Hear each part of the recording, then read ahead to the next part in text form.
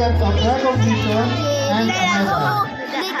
Ashley Sabrina will also receive a silver medal for participating in campus journalism, SciTech Filipino category.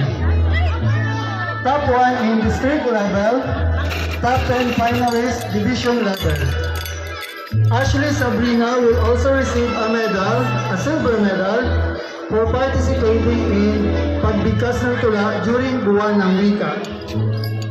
She will also receive a silver medal for participating in Katutubong Sayaw during the Festival of Talents. She will also receive a bronze medal for participating in Math Fair. Ashley